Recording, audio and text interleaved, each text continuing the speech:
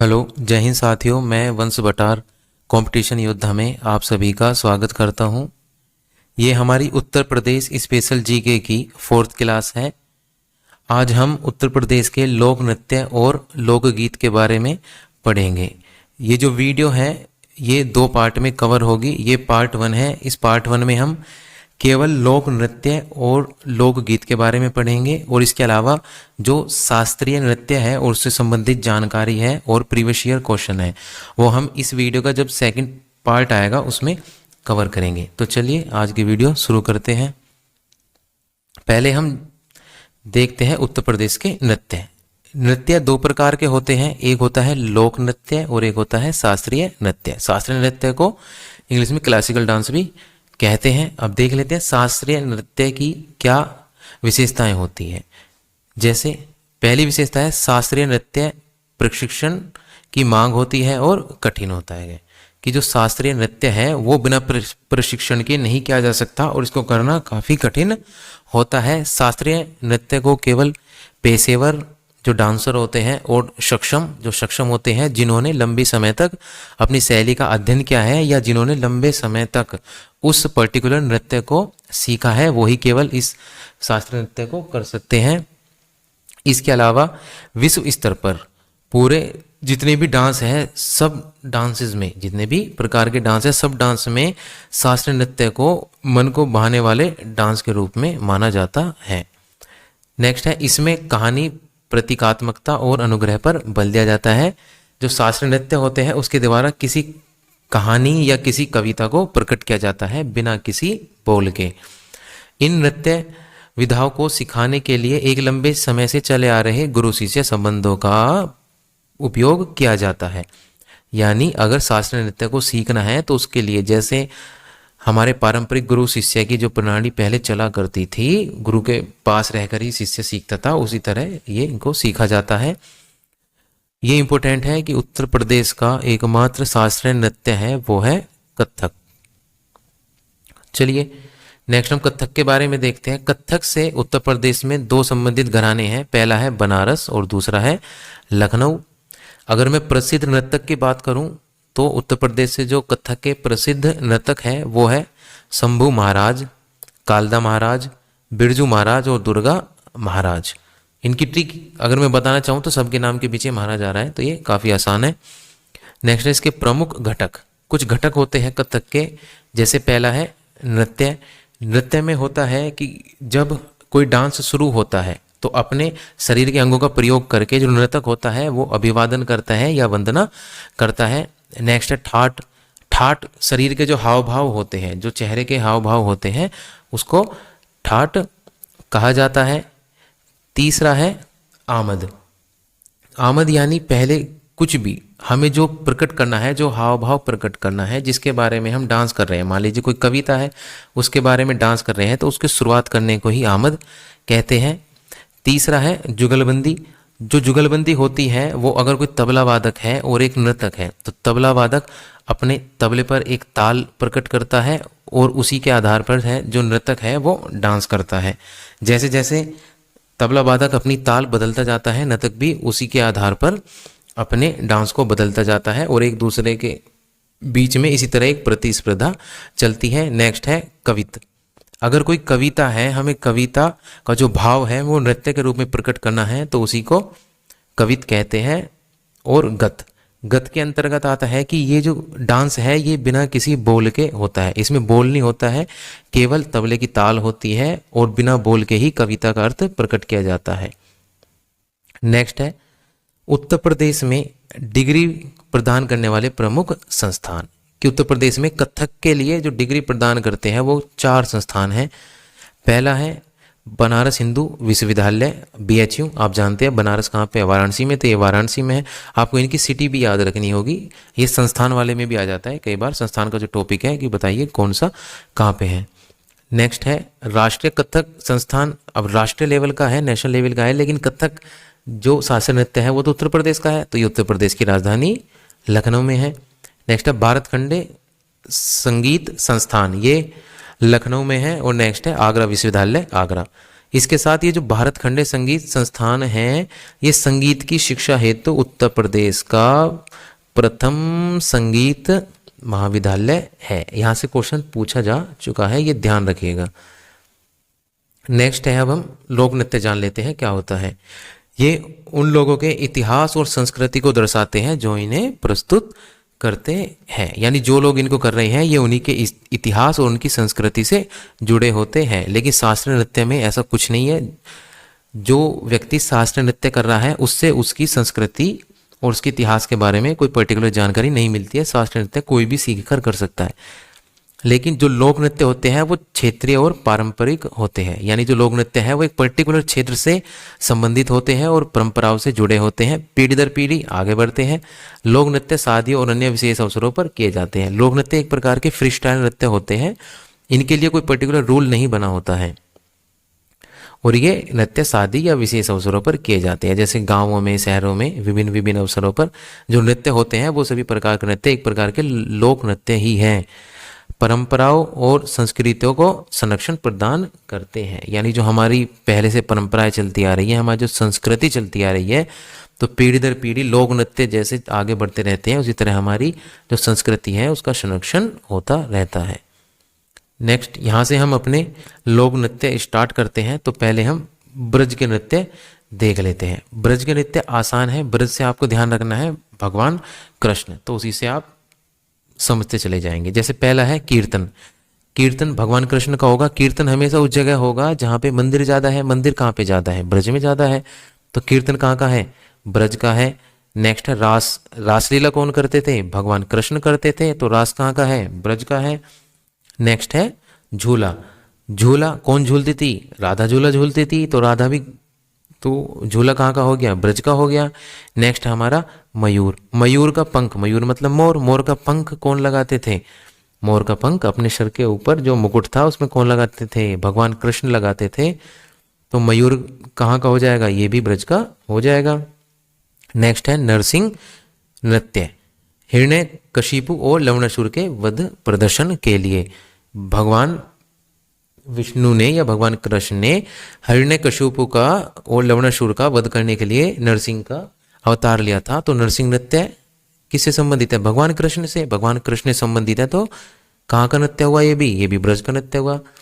और नेक्स्ट है हमारा चरकुला नृत्य। ये ध्यान रखना है कि जो चरकुला नृत्य है वो पिंजरे पर 108 दीप रखकर किया जाता है। किस पर?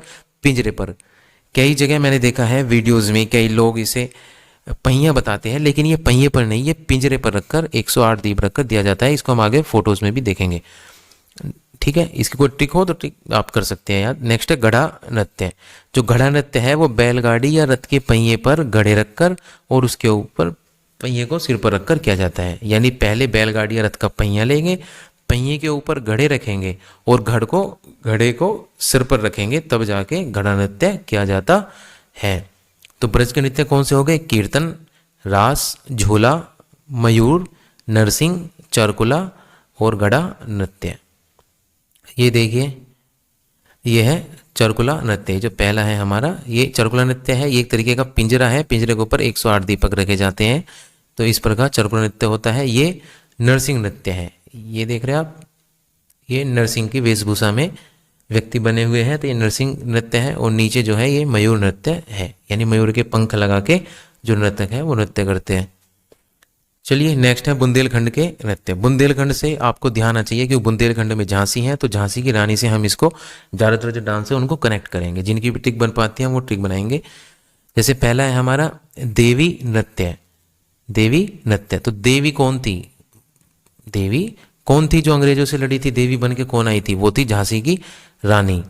नेक्स्ट है राई नृत्य। तो राई को माई पढ़ना है। क्या पढ़ना है? राई को माई पढ़ना है। तो माई बन के, माँ बन के कौन आई थी अंग्रेजों से लड़ने के लिए? माँ बन के, देवी बन के झांसी की रानी। नेक्स्ट है ख्याल नृत्य। अंग्रेजों से लड़ने का सबसे पहले ख्याल किसे आया था? पहले अंग्रेजों से सब लड़ते थे, लड़ते नहीं थे, डरते थे। ठीक है, तो सबसे पहले लड़ने का ख्याल किसको आया था? झांसी की रानी। तो ये भी कहाँ का है? बुंदेलखंड का है। नेक्स्ट है पाई डंडा या फिर मोनिया नृत्य। पाई डंडा यानी डंडा लेके जो अंग्रेजों से लड़े थे वो कौन लड़ी थी? झांसी की रानी। तो ये भी कहाँ का हो गया? बुंदेलखंड का हो गया। नेक्स्ट है कानरा नृत्य। कानरा नृत्य भी कहाँ का है? बुंदेलखंड का है। इसी के साथ दीवारी और बरेदी नृत्य, एक ही नृत्य है, दीवारी और बरेदी। तो दीवारी यानी अंग्रेजों, पहले अंग्रेजों के बीच में और सामान्य जो भारतीय थे उनके बीच में दीवार, एक दीवार खड़ी थी, उस दीवार को तोड़कर अंग्रेजों से लोहा लेने का काम किसने किया था? झांसी की रानी ने किया था। तो दीवारी भी कहाँ का हो गया? बुंदेलखंड का। इसके साथ साथ ये जो मैंने ब्रैकेट में इनके सामने पॉइंट लिखे हुए हैं, यहाँ से भी सीधे क्वेश्चन पूछे जाते हैं, तो ये भी आपको याद रखने होंगे। जैसे देवी नृत्य, नर्तक देवी रूप धारण करता है। देवी नृत्य में पुरुष नर्तक होता है तो वो देवी का रूप धारण करके नृत्य करता है। जो राई नृत्य है वो श्री कृष्ण जन्माष्टमी पर होता है। ख्याल नृत्य पुत्र के जब जन्म होता है उस पर किया जाता है। पाई डंडा या फिर मोन्य नृत्य, ये मोस्ट इंपॉर्टेंट है, कई बार आ चुका है कि पाई डंडा जो है वो बुंदेलखंड का डांडिया है। क्वेश्चन आता है कि बताइए बुंदेलखंड का डांडिया कौन सा नृत्य है? तो वो है पाई डंडा नृत्य, और ये अहीर समाज द्वारा किया जाता है। नेक्स्ट है कानरा नृत्य। जो कानरा नृत्य है वो धोबी समाज द्वारा विवाह के उत्सव पर किया जाता है, और ये भी इम्पोर्टेंट है। दीवारी या बरेदी नृत्य, जो बरेदी नृत्य है वो बरेदी लोग, जिन्हें यादव भी कहते हैं, उनके द्वारा गोवंश के संरक्षण व सुरक्षा के लिए किया जाता है। और जो दीवारी या बरेदी है इसको ब्रज की लठमार होली की तर्ज पर ही किया जाता है। जैसे ब्रज की लठमार होली होती है उसी की तर्ज पर दीवारी नृत्य किया जाता है। और कब? दीपावली के अवसर पर। होता तो ब्रज की लठमार होली की तरह है, लेकिन जो बुंदेलखंड में होता है ये नृत्य वो दिवाली के अवसर पर होता है। कौन सा? दीवारी और बरेदी नृत्य। और बाकी के 3 नृत्य बते हैं। जैसे धुरिया नृत्य, जो बुंदेलखंड का धुरिया, धुरिया से याद रखना है धुंधिया। तो झांसी की रानी ने अंग्रेजों को क्या किया था? धुन दिया था। तो धुरिया नृत्य बुंदेलखंड से है। उसी के साथ ये प्रजापति या कुम्हार लोग जो होते हैं वो स्त्री की वेशभूषा धारण करके इसको करते हैं। नेक्स्ट है शोरा नृत्य। शोरा से याद रखना है शोर, कि जब झांसी की रानी अंग्रेजों से लड़ना शुरू किया उसने, तो अंग्रेजों के बीच में इतना खौफ आ गया कि उनके बीच में शोर मच गया। तो शोरा से शोर याद रखेंगे। तो शोरा नृत्य कहाँ का है? बुंदेलखंड का है। ये भी प्रीवियस ईयर यहाँ से क्वेश्चन आ चुका है कि फसलों को काटते समय बताइए बुंदेलखंड में कौन सा नृत्य किया जाता है? तो वो नृत्य है शोरा नृत्य। नेक्स्ट है घोड़ा नृत्य। बाजों की धुन पर घोड़ों द्वारा किया जाता है। ये तो आजकल लगभग सामान्य हर बारातों में होता है, बाजे बजाए जाते हैं और उस पर घोड़े द्वारा ये डांस किया जाता है। जैसे ये देखिए, ये जो येलो कपड़ों में है ये पाईडंडा नृत्य है, और जो व्हाइट कपड़ों में इधर चल रहे हैं ये दीवारी या बरेदी नृत्य है, जो ब्रज की लठमार होली की तरह है। चलिए नेक्स्ट हमारे पूर्वांचल के नृत्य। पहला है हमारा धोबिया नृत्य। जो धोबिया, नाम में ही धोबिया आ रहा है, तो धोबिया नृत्य धोबी समाज द्वारा होता है विवाह और संतान की उत्पत्ति पर। इसमें धोबी व गधे के संबंधों की जानकारी दी जाती है।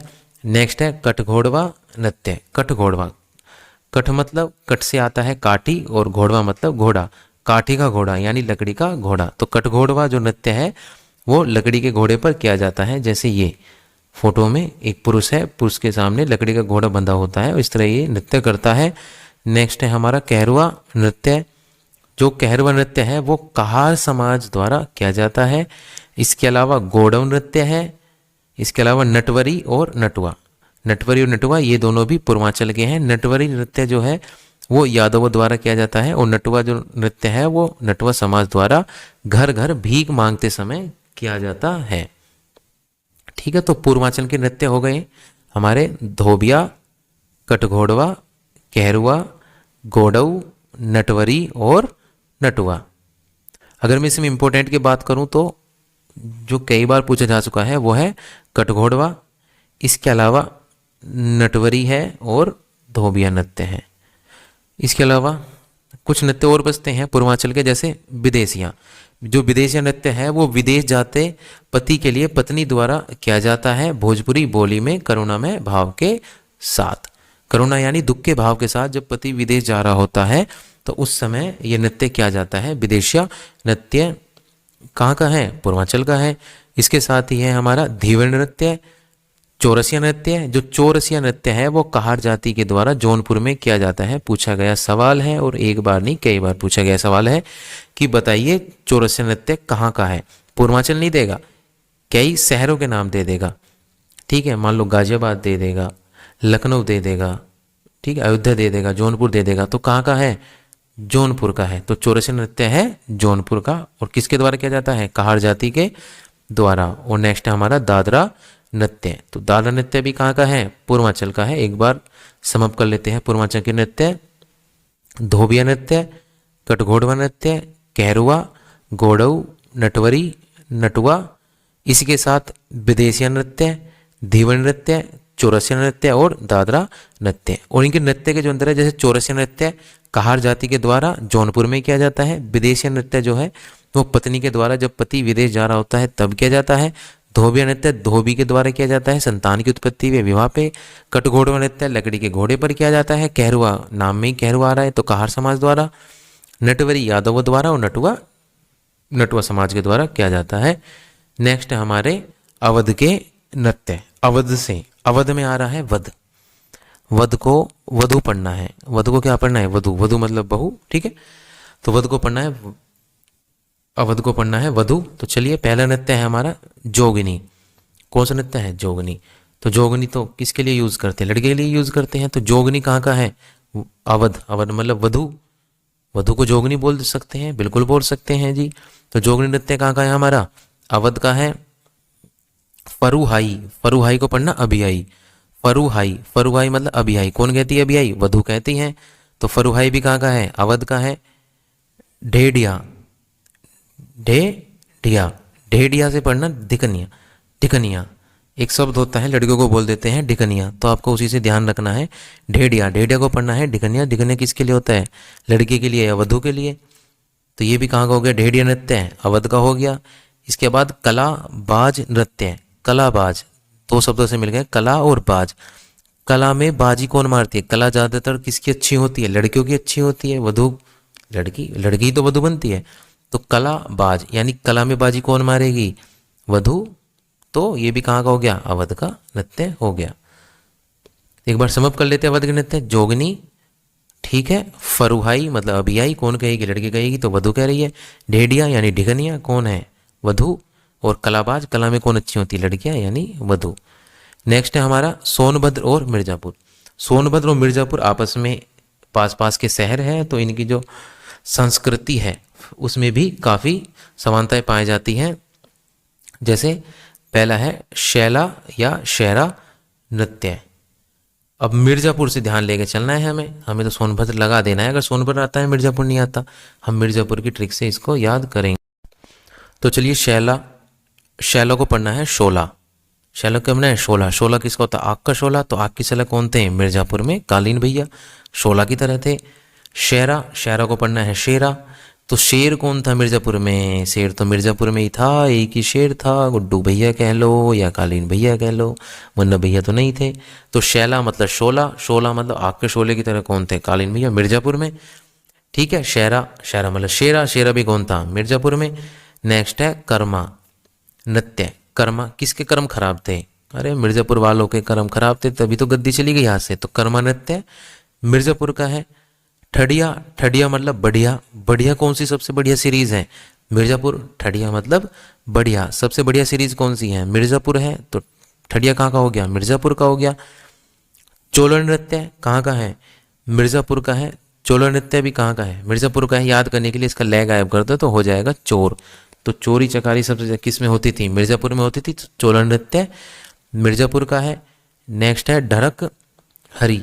ढरक हरी, ढरक को पढ़ सकते हो अगर पढ़ना चाहो तो, ठरक हरी यानी ठरक किस में थी, मिर्जापुर में ही थी जो बाबूजी थे। तो ढरक हरी कहाँ का है, इसको पढ़ोगे ठरक रही यानी ठरक ऐसे ही रह गई किसकी, बाबूजी की।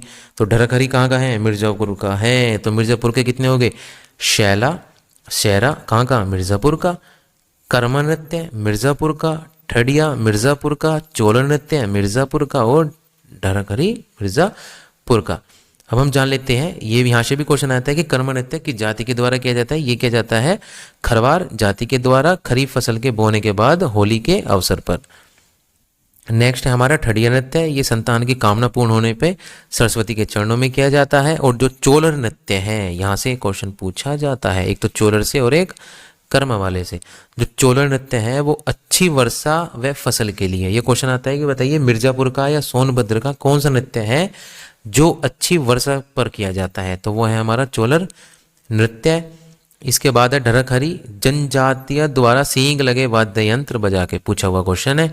तो ढरखरी जनजातीय द्वारा सींग लगे वाद्य यंत्र बजा के, यानी इनके वाद्य यंत्रों में सींग लगे होते हैं जानवरों के, और उनके साथ ही डांस किया जाता है। कौन सा? ढरखरी। ठीक है, यहाँ पे हमारे लोक नृत्य खत्म होते हैं। अब हम पढ़ेंगे उत्तर प्रदेश के लोक संगीत। तो लोक संगीत के बाद पहले हम जान लेते हैं कि लोक गीत या लोक संगीत होते क्या है। ये जो लोक गीत है वो गांवों व कस्बों आदि में ज़्यादा प्रचलित होते हैं। इसके अलावा ये त्योहारों व खास मौक़ों पर किए जाते हैं। जो लोक गीत होते हैं वो आम जनता से जुड़े होते हैं, ये ध्यान रखना है। जो शास्त्रीय गीत है वो आम जनता से जुड़े नहीं होते, उन्हें हर कोई नहीं गा सकता। उनके जो रूल्स होते हैं, उनके जो सुर होते हैं, लय होती है, उनमें हर कोई व्यक्ति पारंगत नहीं हो सकता। लेकिन लोकगीत में कोई हार्ड एंड फास्ट रूल ही नहीं है, तो इसलिए ये आम जनता से जुड़े होते हैं। शास्त्रीय नियमों की परवाह न करते हुए आम लोग अपने आनंद की लहर में जो बोल बनाते हैं वही लोकगीत होता है। यानी बिना किसी रूल की, नियमों की परवाह करते हुए आम लोग अपने आनंद के लिए जैसे भी बोल रखना चाहे, जैसी लय रखना चाहे, लहर रखना चाहे, अपने आनंद के लिए वो जो भी बना देते हैं, जैसा भी गीत, वही होता है लोक गीत। चलिए नेक्स्ट है हमारा ब्रज के लोकगीत, देख लेते हैं। झूला पढ़ चुके हैं पहले, ये तो नृत्य भी था। नृत्य के साथ ही जो गीत गाया जाता है वही ब्रज का लोकगीत है। कौन सा है? झूला। होरी, होरी मतलब होली। होली कहाँ की मशहूर है सबसे ज़्यादा? अरे वृंदावन की होली मशहूर है, वो कहाँ पे है? ब्रज में है। तो होरी भी कहाँ का हो गया? ब्रज का हो गया। रसिया और बम रसिया, नाम में रसिया आ रहा है। रसिया मतलब रास, रास नृत्य था। हाँ बिल्कुल, वहाँ से आया है रसिया। तो रास नृत्य कौन करते हैं? भगवान कृष्ण करते हैं, रासलीला। तो रसिया और बम रसिया दोनों ब्रज के हैं। समाज गायन मंदिरों में किया जाता है, जैसे कीर्तन मंदिरों में किया जाता था, तो समाज गायन ये भी कहाँ पे होता है? मंदिरों में, क्योंकि मंदिर सबसे ज़्यादा ब्रज में है। तो समाज गायन भी कहाँ का है? ब्रज का है। मल्हार, ठीक है। हार, हार किसके गले में पहनाते हैं? किसके गले में? अरे भगवान के गले में हार पहनाते हैं। तो मल्हार कहाँ का हो गया? ब्रज का हो गया। इसके बाद है पटका। कंस को किसने पटका दे दिया? भगवान ने कंस को पटका दे दिया, भगवान कृष्ण ने। तो पटका भी कहाँ का है? ब्रज का है। तो ब्रज के मोस्ट इंपोर्टेंट है, देखिए सभी के सभी पूछे जाते हैं। जैसे पहला हो गया झूला, होरी, होरी को होली भी पढ़ सकते हो, रसिया, बम रसिया, समाज गायन, मल्हार और पटका। चलिए नेक्स्ट है बुंदेलखंड के लोकगीत। चलो इसे भी देख लेते हैं। हरदौल बुंदेलखंड का है। पवारा, इसी के साथ आल्हा, और आल्हा जो होता है वो वीर रस में गाया जाता है। आल्हा एक प्रकार का छंद है, अगर आपने हिंदी में पढ़ा होगा, ये वीर रस में होता है। इसी के साथ ढिमरियाई, चंगेलिया, कुहाई, राछरा, दीवारी, पीछे भी पढ़ चुके हैं, दीवारी बरेदी, ठीक है, और तकरा गीत। तो ये जो नृत्य है, ये सभी नृत्य हैं बुंदेलखंड के। अगर मैं इनमें से किसी की ट्रिक बनाऊं, जैसे हरदौल, एक झांसी की रानी की सुभद्रा कुमारी चौहान ने कविता लिखी थी कि हर हर बोलो के मुंह हमने सुनी कहानी थी। तो बिल्कुल वहाँ से, जैसे हर बोलो है तो इसमें हरदौल आ रहा है, तो हरदौल कहाँ का है? झांसी। झांसी से कनेक्ट करोगे आप सीधे किसको? बुंदेलखंड को, ठीक है। इसके बाद पमारा, पमारा यानी पाँव से मारा। पाँव से मारा, किसने मारा था? पाँव से, अरे अंग्रेजों को मारा था पाँव से, झांसी की रानी ने। तो पमारा कहाँ का हो गया? बुंदेलखंड का हो गया। आला, अगर आपको ये पता है कि आला वीर रस, आला जो है वो वीर रस में होता है, तो वीर रस किसके लिए होता है? वीरांगना के लिए। और वीरांगना कौन थी? भारत की झांसी की रानी। तो आला भी कहाँ का हो जाएगा? बुंदेलखंड का, ठीक है। नेक्स्ट है ढिमरी याई, देख लेना इसकी कोई ट्रिक बनती हो तो। ढिमरियाई। नेक्स्ट है चंगेलिया। चंगेलिया, चंगेलिया को आप पढ़ सकते हो अंग्रेज, जैसे चंग, चंग आ रहा है, ऐसी अंग आता है अंग्रेज में। तो चंगेलिया कहाँ का है? बुंदेलखंड का है, इसे अंग्रेज से कनेक्ट कर सकते हो। नेक्स्ट है हमारा कुहाई, बुंदेलखंड है। राछरा बुंदेलखंड है। दीवारी, अंग्रेजों के बीच में और सामान्य जो भारतीय थे उनके बीच में दीवार तोड़कर अंग्रेजों से लड़ाई शुरू करी किसने थी? झांसी की रानी थे। तो दीवारी बुंदेलखंड यानी या झांसी या बुंदेलखंड बोल दो। और नेक्स्ट है टकरा गीत। टकरा गीत मतलब टकरा गई, कौन टकरा गई अंग्रेजों से, झांसी की रानी टकरा गई, तो बुंदेलखंड। तो बुंदेलखंड के होंगे हरदौल, पवारा, आला, ढिमरियाई, चंगेलिया, कुहाई, राछरा, दीवारी और तकरा गीत। नेक्स्ट है हमारे पूर्वांचल के लोकगीत। सबसे ज़्यादा लोकगीत इसी में ही है, जैसे कजरी, चोलर, वर्षा के लिए किया जाता है चोलर। नेक्स्ट है हमारा कराही, देखिए कराही, ठीक है। इसके बाद गारी, पूर्वा, कहरुआ, सोहनी, रोपनी, दादरा, नटका, बिरहा, झूमर, झूला, लोरी की, कव्वाली, विदेसिया, जोगीरा, फगवा और चैती। चैती को ध्यान रखना है, चैती जो है चैत्र माह में किया जाता है, इसलिए इसका नाम चैती है, और राम के जन्म अवसर पर। अब आप कहोगे इतने सारे कैसे याद करें जी? नहीं, बिल्कुल नहीं करने सारे याद, एक बार बस देख लेना। अब इसमें जो इम्पोर्टेंट है मैं वो टिक करा देता हूँ, जैसे कजरी, चोलर, ठीक है, इसके साथ पूर्वी, दादरा, बिरहा, झूमर, झूला, चैती, फगुआ, जोगिरा, विदेसिया और कव्वाली। ये मोस्ट इंपोर्टेंट है जो पूछे जाते हैं। तो पूर्वांचल के लोकगीत आप याद सभी करने हो तो करो, लेकिन ये तो आपका एग्जाम जो आ रहा है उसके लिए ये तो 100% आपको याद करके ही चलना है, छोड़ना ही नहीं है, क्योंकि ये जो टॉपिक है किसी भी एग्जाम के लिए most important one of the. अगर आप कहेंगे कि कोई ऐसा टॉपिक बताओ जिससे क्वेश्चन आना ही आना है, तो वो होता है लोकगीत और लोक नृत्य वाला टॉपिक। तो पूर्वांचल के हमारे जो टॉपिक हो गया, ठीक है, पूर्वांचल के लोकगीत के बारे में देख लेते हैं। कजरी, चोलर, पूर्वी, दादरा, बिरहा, ठीक है। कई बार अगर आप बिरहा का बताऊं तो बिरहा में जो होता है वो करुण रस होता है। इसी के बाद झूमर, झूला। अब आप कहोगे झूला एक और जगह आया था, बताओ कहाँ? ब्रज में। तो नहीं पूछा जाएगा जैसे, लेकिन अगर ब्रज ऑप्शन में नहीं है तो चार ऑप्शन में ब्रज नहीं होगा, पूर्वांचल होगा, तो वहाँ पे पूर्वांचल लगा सकते हो, लेकिन पूर्वांचल और ब्रज एक साथ नहीं मिलेंगे। नेक्स्ट है Chaiti, one of the most important है चैती, चैत्र माह में राम जन्म के अवसर पर। फगुआ फाग माह में होता है। जोगीरा, विदेशिया, पहले भी पढ़ चुके हैं विदेशिया तो हम, ठीक है, विदेश जाते पति के लिए पत्नी करती है ये। और कव्वाली, ये सभी जो गीत हैं ये पूर्वांचल के हैं। नेक्स्ट है अवध के गीत।